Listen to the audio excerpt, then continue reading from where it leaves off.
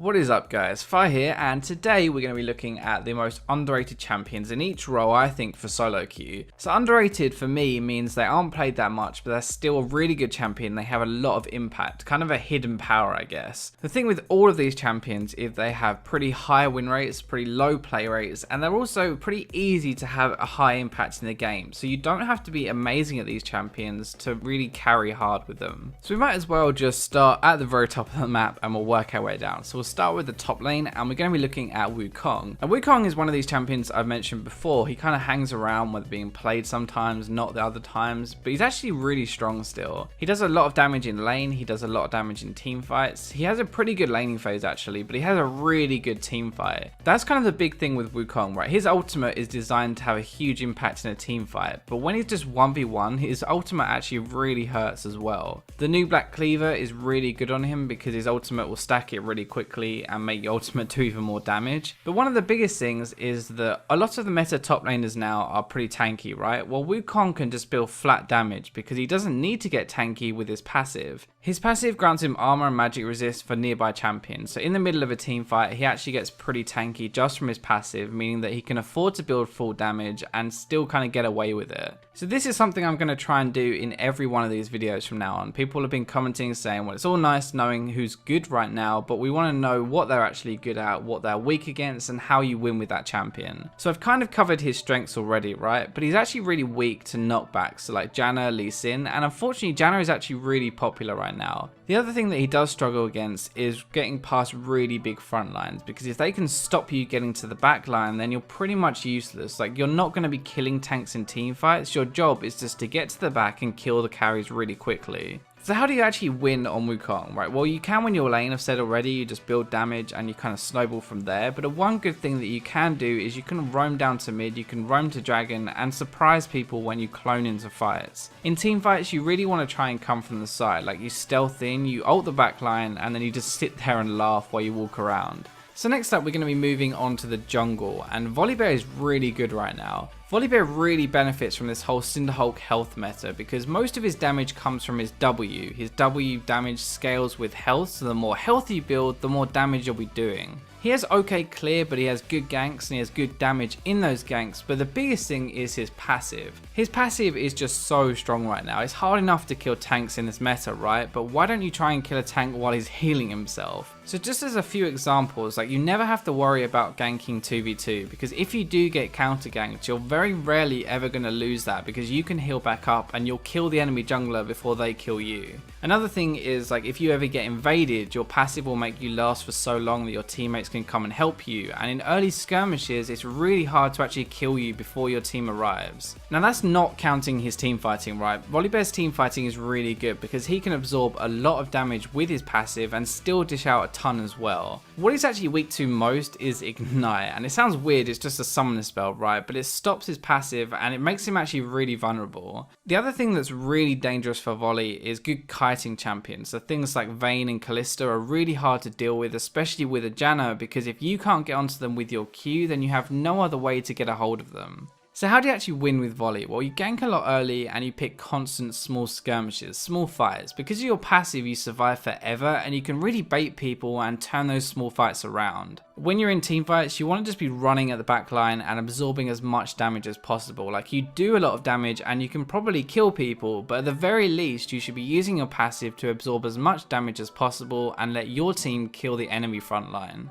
Okay, so for mid lane, we're going to be looking at two different champions because I think there are two really distinct different playstyles in the mid lane right now. You have the assassins and you have the poke champions. So I'm going to give you one assassin and one poke. So the assassin is going to be Fizz. Now Fizz used to be a monster, right? Do you remember when he was like pick or ban because he'd just literally dump on your entire team? Well, his W a couple of patches ago was changed back to how it was before, meaning that AP Fizz is back. So he does a crazy amount of damage like before again, but this time he has his ultimate, like the DFG ultimate. You know, it does 20% more damage if it actually hits a target, which means you can nuke people so easily. Because he's obviously a fish, he's very slippery. I feel dirty for that joke. But he's really hard to lock down and kill. He doesn't need many items to do damage, which means he's really good at roaming early. Now it's a good thing he is slippery because he's really weak to lockdown. Like if they ever manage to catch you, then you're in big trouble. The biggest problem with Fizz is that he is actually quite hard to play. Like he has a weak lane phase, so you have to survive until you kill someone, and a big part of his lane phase is actually recognizing when you can kill someone, because if you take those chances, then you'll snowball yourself really hard. So how do you actually win on Fizz? Well, you survive your lane phase and you roam whenever you can. It's basically that simple. You don't ever want to use your E to go into fights mid game, because you need to be using that to kind of come in and out and dodge a lot of damage.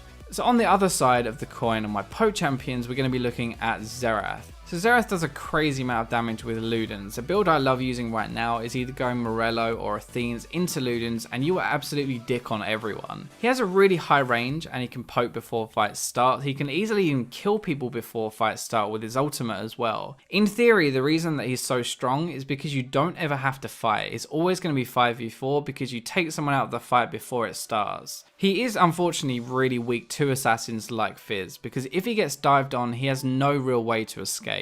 So how do you actually win on Xerath? Well, I kind of mentioned it already, but you farm early. You can roam if you want to, but make sure you aren't caught because you don't have any way to escape. Mid game is where you shine, so you poke whenever you can, you aim for the carries at the back, and you make sure you poke before the fight starts to give yourself an advantage. So let's move on to the bot lane, and the first one we're going to be looking at is the AD carry, because obviously everyone knows the bot lane is mainly all about the AD carry. Okay, I might be slightly biased there, but the one we're going to be looking at is going to be Draven. Now Draven is really strong. He snowballs harder than anyone else in bot lane because of his passive. He does crazy damage in lane and mid game, and actually has the ability to deal with tanks, which most ADs don't. One of the really cool things is that he actually demoralizes the enemy team when he gets kills, because everyone knows you're cashing in on your passive, and it actually puts a downer. It makes people tilt when he gets kills. Okay, yeah, so he has his passive, which gets him gold. He has a lot of damage. He has his ultimate. He can kite really well with his W. He even has his E to kite with it as well. But what he's really weak to is just hard CC that stops him kiting. Like if you can stop him being able to kite you, then he's pretty much dead.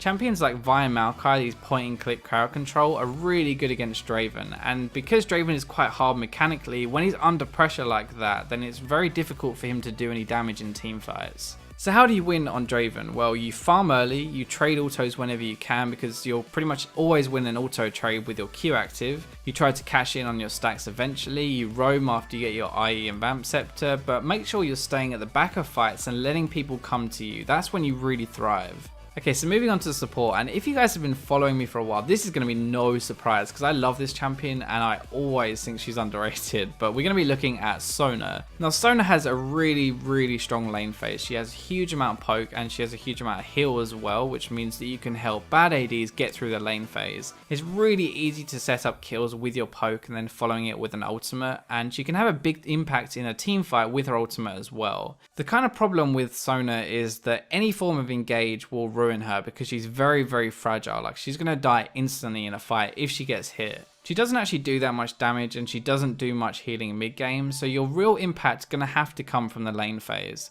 When you're playing Sona, the things you want to keep in mind are that you really want to be poking early. You want to zone that enemy bot lane and get an advantage for yourself and give your AD basically a free lane to farm in. As soon as you get your ultimate, you can look for kills in your own lane, you can look to roam around and get kills in other lane, but make sure in team fights you're either staying next to your back line or you're using your ult to engage. Those are the two things that you can really do in a team fight. So that wraps up my most underrated champions for this patch, but remember there are actually loads of underrated champions right now that aren't being played very much but are really good. Remember to check out my May giveaway and enter that. Remember to check out my Patreon, and I'll catch you in my next video.